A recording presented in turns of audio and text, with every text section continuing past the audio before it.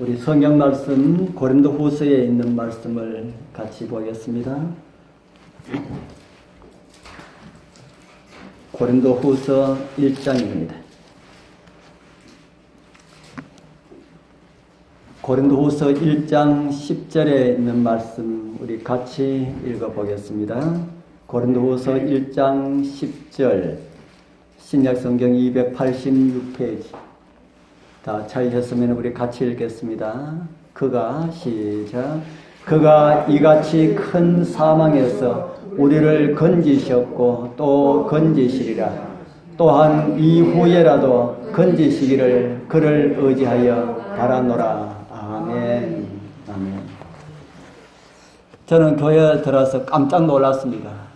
우리 교회에 들어왔나 싶어서 앞에 난이 너무 찬란해서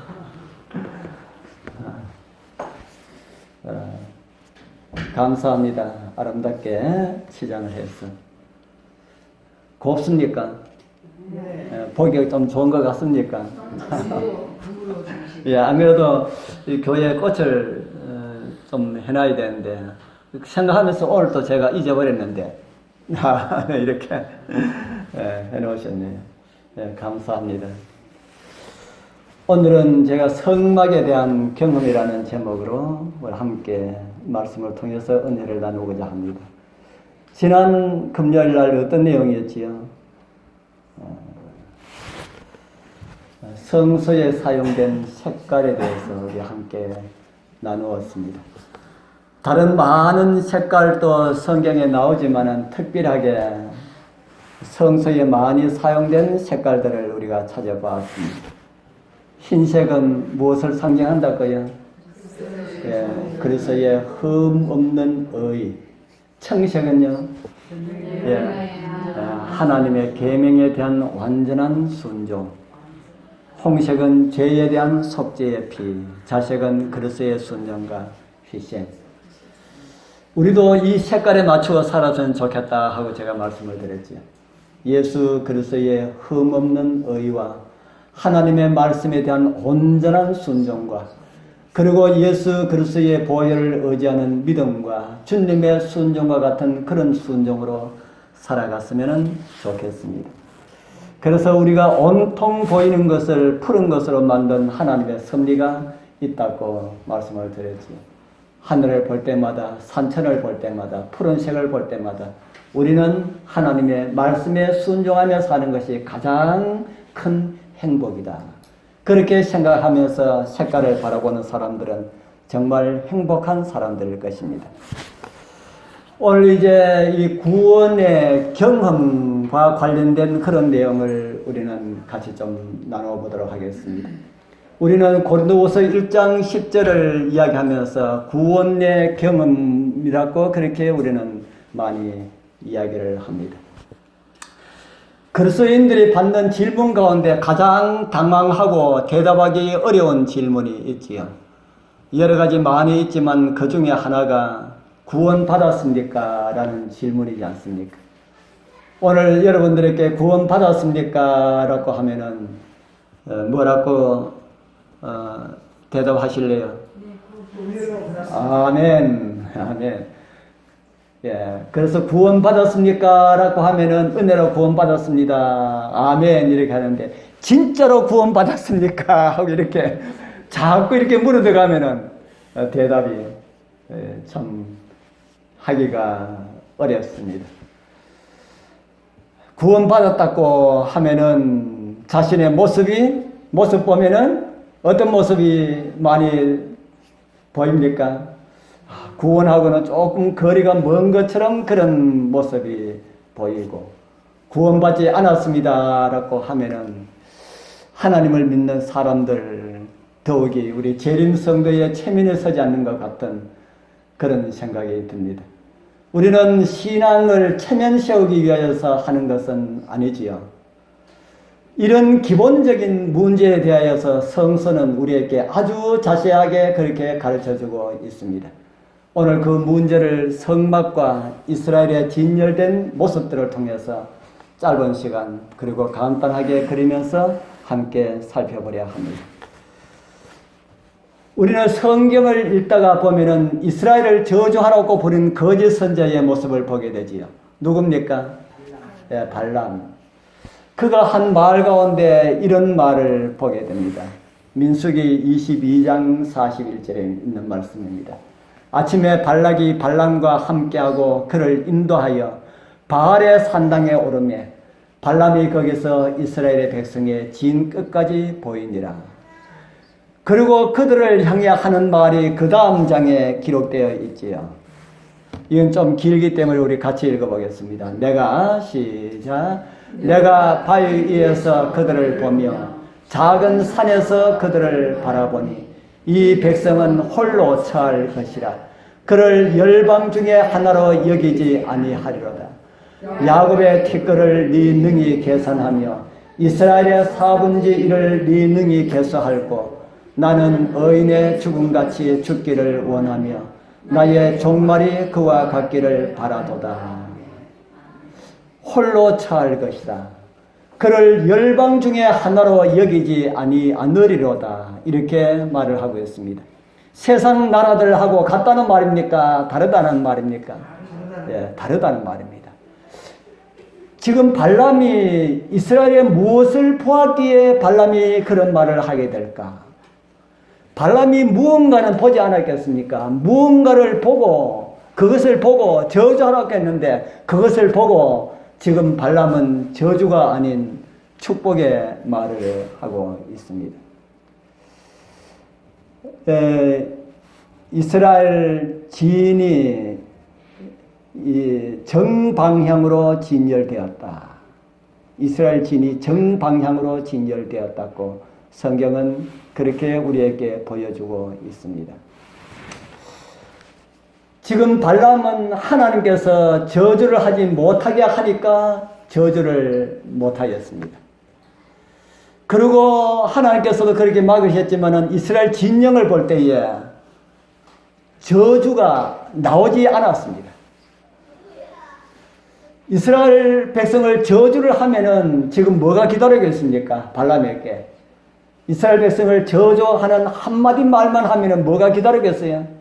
금은 보화가 기다리고 있습니다. 저주 한마디만 하면은 내가 이거 줄게 하고 모압 발락이 그렇게 했죠. 그래서 발람을 데리고 왔는데 이스라엘 진영을 보니까 그들을 향하여서 저주의 말이 나올 수가 없었다. 정방향으로 진열된 이스라엘 백성들의 모습을 보고 발람은 놀랐습니다. 세상에 어느 나라도 이런 나라가 없다는 것을 그는 알았습니다. 정방향이 무엇입니까?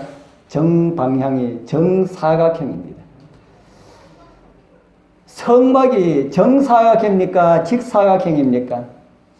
예, 성막이 직사각형이죠. 그런데 어떻게 정사각형으로 되어 있을까? 성소 평면도입니다.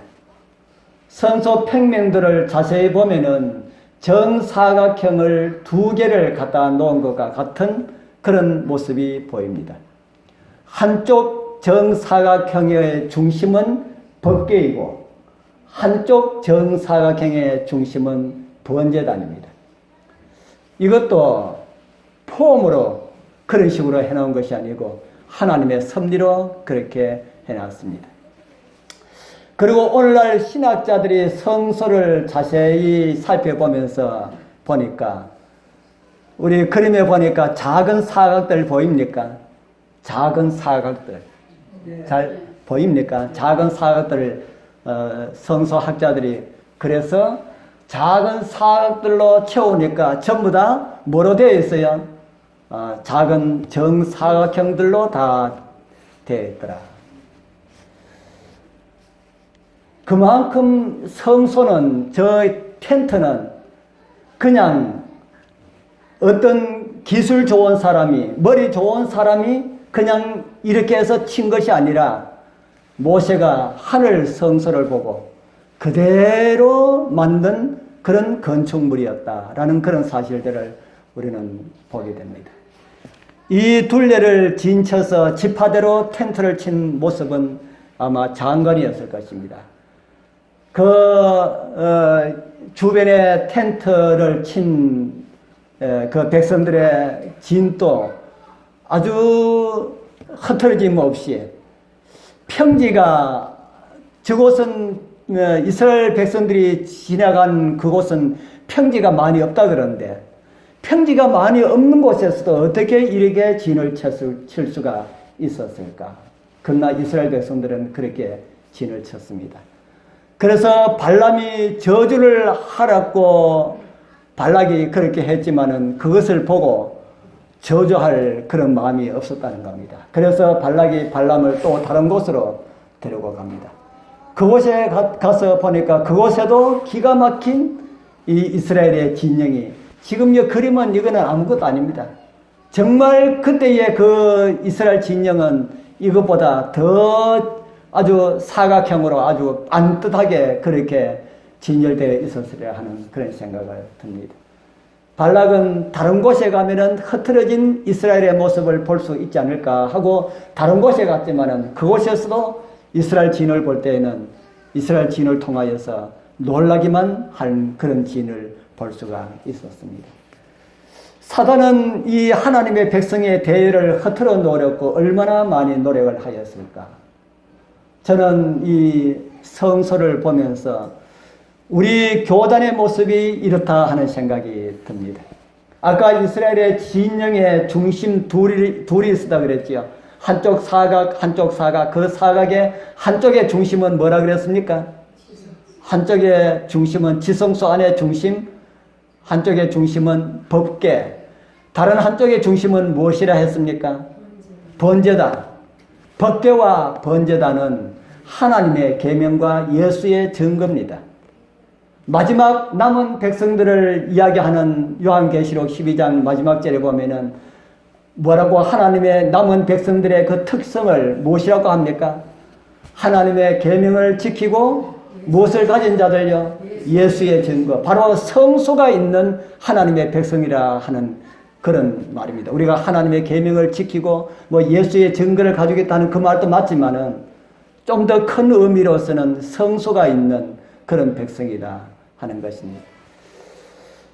우리 교회의 조직도 아름답습니까? 우리 교회의 조직도 참 아름답습니다. 그래서 세상에 우리 교회의 조직을 아는 사람들은 세상에 뭐 3대 조직 가운데 우리 교회의 조직이 들어가느니 4대 조직에 들어가느니 하는 그런 말을 합니다. 우리 교회가 전 세계적으로 하나같이 움직이는 모습은 저는 정말 이스라엘의 진영과 같다 하는 이런 생각이 될 때가 많이 있습니다.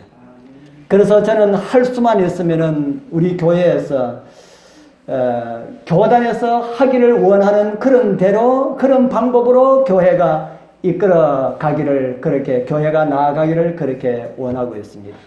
그래서 우리가 얼마 전까지는 10시에 안식학교를 시작하다가 우리가 9시 반에 시작하자 해서 우리가 다 함께 안식학교를 9시 반에 시작합니다.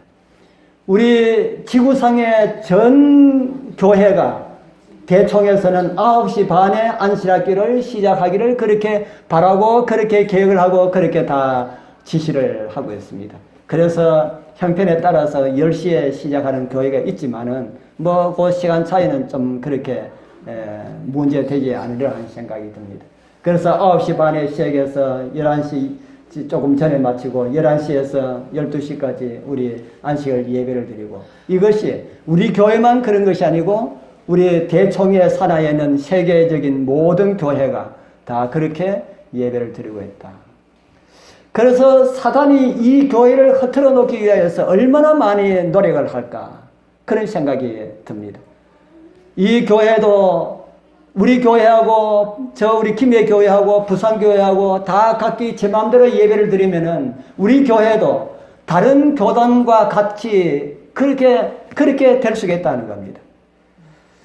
그래서 정말 우리 교회 지금까지는 참 잘해왔지만은 우리도 숫자가 더 많아지면은 또 말들이 많아지면은 우리도 조금 변경해서 이렇게 합시다 하는 말이 나올 수도 있습니다. 그러나 여기에 앉아 계시는 우리 성도님들은 정말 우리 교단이 가지고 있는 이 특성을 살려서 이 교회가 주님 오실 때까지 저는 그렇게 나아갔으면 좋겠다 하는 그런 생각이 듭니다. 교회의 행편에 따라서 그럴 수도 있지만은 오늘날 우리 교단에 우리 교회의 많은 교회에서는 안식일 설교하고 안식학교 시간을 바꿔가지고 하는 교회가 참 많이 있습니다. 저는 그거 볼 때마다 참 많이 속이 상해요. 뭐 그렇게 해도 됩니다. 그렇게 한다고 해서 그거 잘못됐다고 하지는 않습니다. 그러나 어차피 그 시간에 하는 거 왜 그렇게 할까?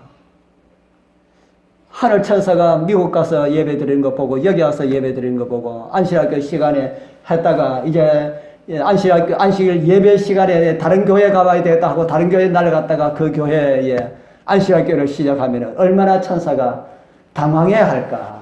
물론 천사가 뭐 그러지는 않겠지만은 그런 생각이 듭니다. 이스라엘 진영은 정말 일사불란하게 그렇게 움직였다. 우리도 그렇게 움직이는 그런 모습을 보였으면 좋겠습니다.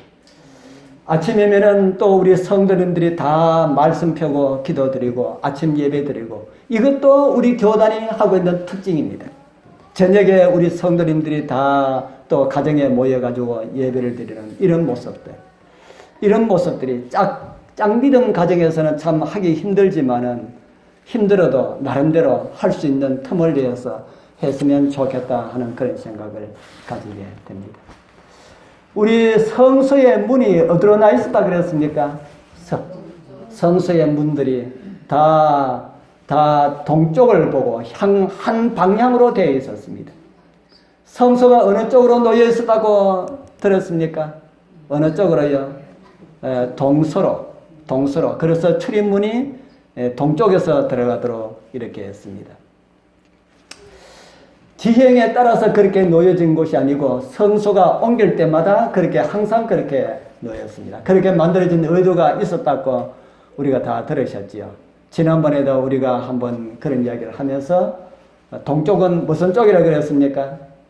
동쪽은 구원이 오는 쪽. 그리고 해를 등지고 들어가는 것은 태양 숭배로부터 보호하기 위한 하나님의 섭리였다고 하는 이야기를 지난번에 한번 나눈 것 같습니다. 그리고 출입문은 하나씩 있었습니다. 출입문은 하나씩 있었는데 성소의 출입문이 모두 몇 개일까요? 성소의 출입문이 모두 몇 개일까? 몇 개일까요? 성소의 문이 몇 개인지 우리가 이제 한번 보도록 하겠습니다. 제일 첫 번째 문, 어느 문입니까? 여기에 빨갛게 이렇게 알록알록한 여기에 성소로 들어가는 제일 첫 번째 문입니다. 두 번째 문은 어딜까요? 두 번째 문은 성소 안에 들어가서 그 건물에 들어가는 문이 두 번째 문입니다. 그리고 세 번째 문이 있습니다. 어디서 들어가는 문요? 물론 휘장으로 되어 있었지만은 성소에서 지성소로 들어가는 그런 문입니다. 문이 성소의 문이 몇 개 있었달까요? 세 개. 우리 재림 성도는 이거는 기본적으로 알아야 됩니다.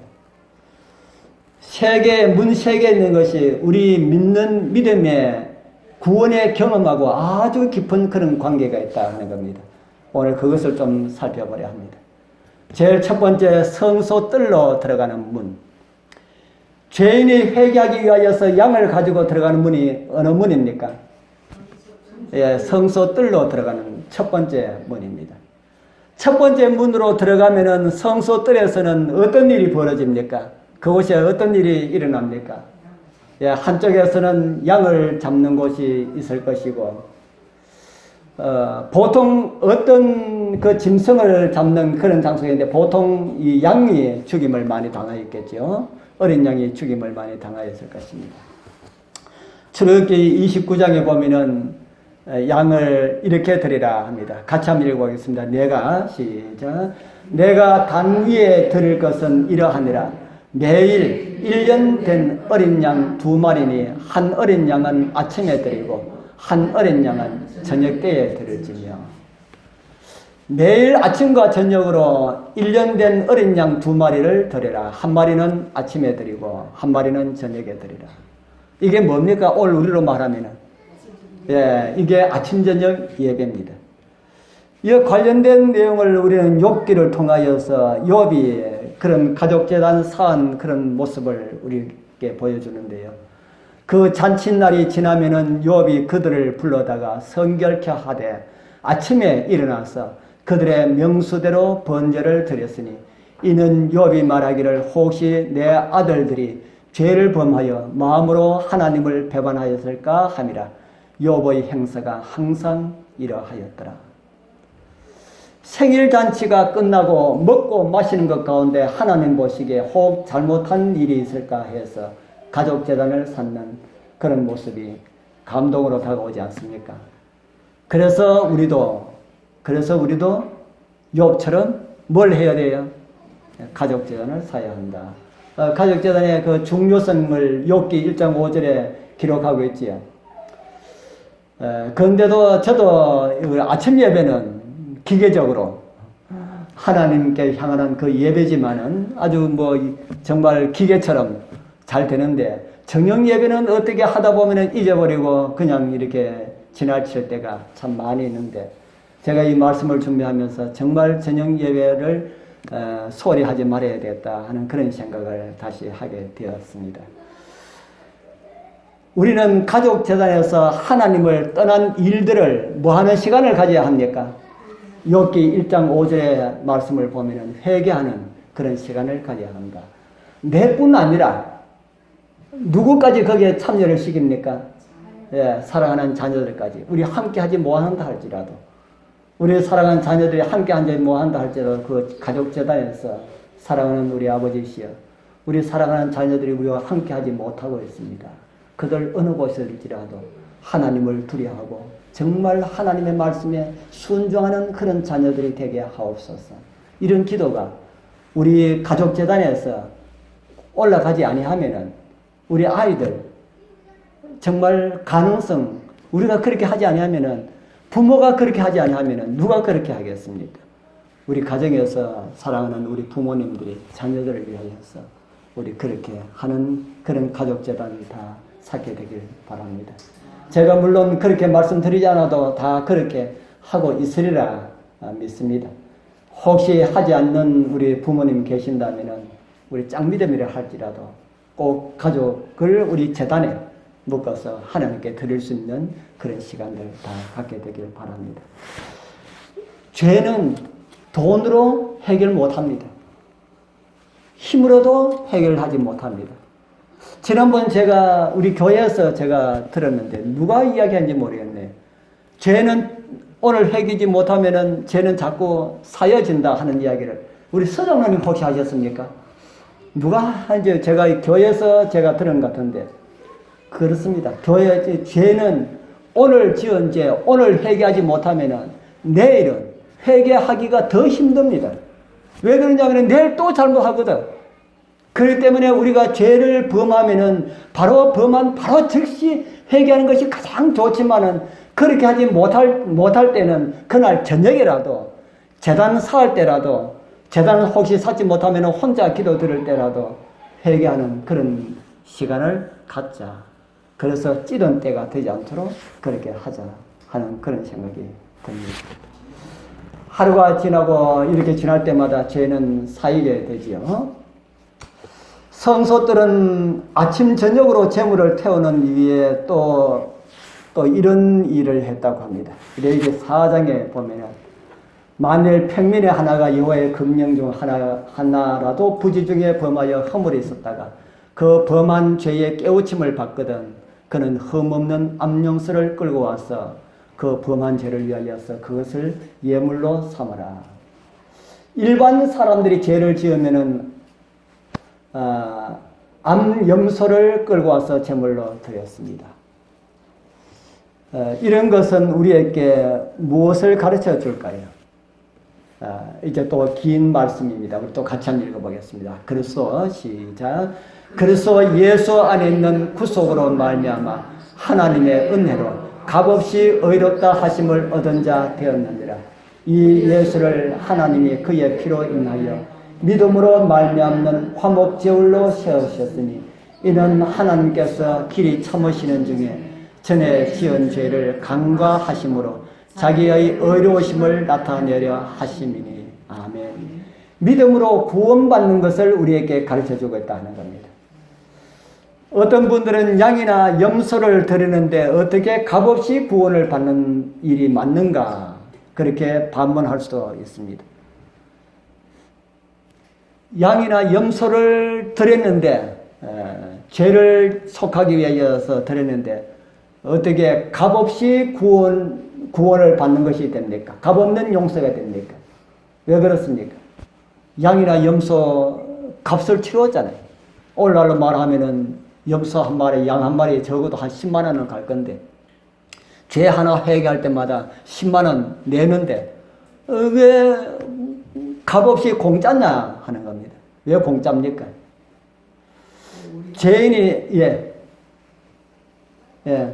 죄인이 양을 태워 죽이면 그 양의 피가 죄인의 죄를 속해 줄까요? 못 해준다고도 하고 해준다고도 하는데 성경에 이런 말씀이 있습니다. 히브리서 9장 13절. 염소와 황소의 피와 및 암송아지의 죄로 부정한 자에게 뿌려 그 육체를 정결케 하여 거룩하게 하거늘. 이거 보니까 양 잡아가지고 소 잡아가지고 제사를 지내면은 그 피가 죄인들의 죄를 정결케 한다고 합니까? 못 한다고 합니까? 여기는 한다고 그러지요. 예. 그래서 성경 말씀 하나만 보면 안 돼요. 여기 또 이런 말씀이 있습니다. 같이 한번 읽어보겠습니다. 그러나 시작. 그러나 이 제사들은 해마다 죄를 생각하게 하는 것이 있나니 이는 황소와 염소의 피가 능히 죄를 없이 하지 못하고 내 뒤에 자가 가려졌습니다. 여기는 짐승의 피가 죄를 어떻게 하지 못한답니까? 예, 죄를 없이 하지 못한다. 아까 히브리서 아까 말씀에는 정결하게 한다 그러고 다음에 바울이 다음에 말하는 데는 정결하게 못한다 그렇게 말합니다. 왜 정결하게 못합니까? 그 이유가 있지요. 이 짐승의 피들은 누구를 상징하고 있습니까? 예수님을 상징하고 있을 뿐입니다. 그 피 자체가 깨끗하게 하고 구원을 주는, 용서를 주는 것이 아니라 그 피가 예수님의 피, 우리를 용서해 주는 예수님의 피를 상징하고 있다. 그래서 히브리서 10장 10절에 이 뜻을 쫓아 예수 그리스도의 몸을 단번에 들이심으로 말미암아 우리가 거룩함을 얻었노라, 이렇게 기록을 하고 있습니다. 그래서 이 성소의 뜰, 짐승이 죽임을 당하고 번제단이 있는 그곳은 예수 그리스도의 고난의 현장을 우리에게 가르쳐주고 있습니다. 바로 이 세상을 상징하는 곳이지요. 그리고 우리가 믿음으로 의롭게 되는 그 현장을 가르쳐주고 있습니다. 세상에서 우리는 믿음으로 의롭게 되었습니다. 그런 사람들이 그런 의미에서 구원을 받았습니다. 어디서 구원을 받았습니까? 믿음으로 의롭게 된 사람은? 어디서? 십자가에서, 물론 십자가인데 어디에서 구원을 받았습니까?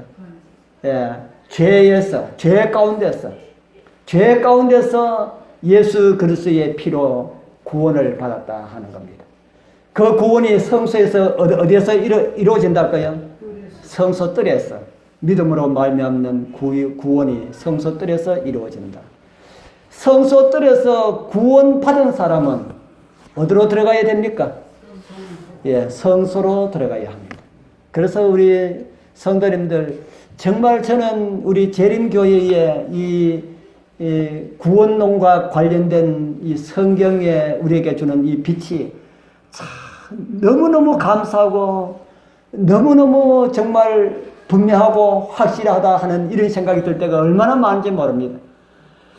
오늘 많은 사람들이 한 번 구원받으면은 어떻다고 그래요?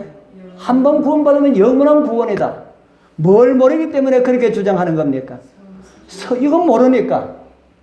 한 번 구원받은 사람은 어디에 들어가야 돼요?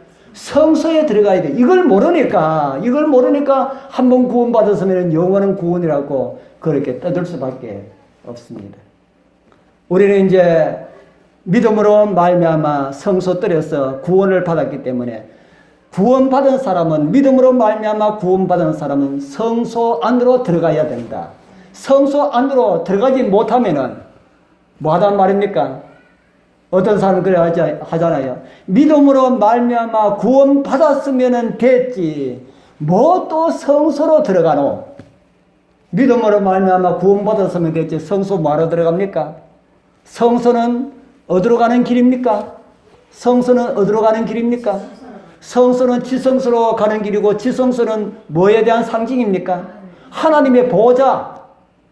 하나님의 보좌로 가기 위하여서는 성소 뜰을 지나서 성소를 반드시 거쳐야만 하나님의 보좌 앞으로 갈 수가 있는데 하나님의 보좌 앞으로 가기 위하여서 성소를 거치지 않고 바로 가면은 뭐가 됩니까?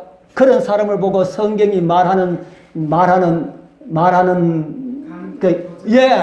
요한복음 10장에 보면은 그들은 담을 넘어가는 자는 강도요 절도요 이렇게 예수님께서 말씀하셨습니다.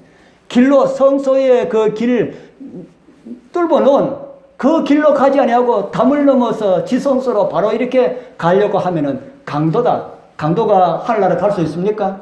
못 간다 하는 겁니다. 그렇게는 못 간다 하는 거지요. 그래서 우리는 믿음으로 구원받았기 때문에 우리는 성소로 들어가야 합니다. 성소들은 믿음으로 말미암는 의를 두 자로 말하면 뭐지요? 칭의의 교리를 우리에게 가르쳐주고 있고요. 성소는 무슨 과정을 우리에게 가르쳐주고 있습니까? 성화의 과정을 우리에게 가르쳐주고 있습니다. 히브리서 9장에 이런 말씀이 있습니다. 우리 같이 한번 읽어보겠습니다. 시작. 첫 언약에도 섬기는 예법과 세상에 속한 성소가 있더라. 예비한 첫 장막이 있고 그 안에 등대와 상과 진설병이 있으니 이는 성소라 일컫고. 우리 성경 말씀을 자세히 한번 읽어보십시오. 첫 언약에도 뭐가 있더라 그럽니까? 첫 언약에도 섬기는 예법과 세상에 속한 성소가 있더라. 여기에 첫 언약에도 성소가 있더라라고 하는 이 말씀은 다르게 보면은 둘째 언약에도 뭐가 있다는 말이 되는 겁니까? 둘째 언약에도 성소가 있다는 말이 됩니다. 그래서 오늘날 많은 사람들이 성소, 그 뭐 옛날 성소 뭐 찾느냐 이렇게 하는 사람들이 많이 있습니다. 이 말씀을 모르고 하는 그런 말씀이지요. 첫 언약에도 섬기는 예법과 성소가 세상에 속한 성소에 따라 하는 이 말씀은 둘째 언약에 있는 성소는 말할 것도 없다는 이야기입니다. 그래서 둘째 언약에 관한 성소에 대해서 바울이 계속해서 언급을 하다가 히브리서 9장 1절에 첫 언약에도 성소에 속한 예법과 세상에 속한 성소가 있다 하고 그렇게 바울이 지금 말을 하고 있습니다. 성경은 둘째 언약의 성소에 대한 말씀을 우리에게 보여주고 있습니다. 히브리서 8장에 있는 말씀입니다. 또 한번 읽어보겠습니다. 이제 시작. 이제 하는 말의 중요한 것은 이러한 대제사장이 우리에게 있는 것이라. 그가 하늘에서 위엄의 보좌 우편에 앉으셨으니 성소와 참 장막에 부리는 자라. 이 장막은 주께서 베푸신 것이요 사람이 한 것이 아니니라. 아멘. 이러한 대제사장은 어떤 대제사장을 말합니까? 예, 이 세상 성소에 있는 대제사장과 같은 그런 대제사장이 어디에도 있다는 말입니까? 하늘에도 있다 하는 것이죠. 그래서 우리는 성소의 경험을 하여야 한다. 하늘 성소의 경험을 하여야 한다. 그래서 오늘 저와 여러분들은 믿음으로 말미암아 구원을 받았고 지금 하늘 성소를 경험하고 있습니다. 성화의 과정을 거치는 사람들은 하늘 성소를 경험하고 있다는 것이죠. 성소뜰에서 다른 말로 한다면 믿음으로 말미암아 구원을 받은 경험에서 거룩하게 변함을 받는 경험으로 우리는 나아간다 하는 겁니다.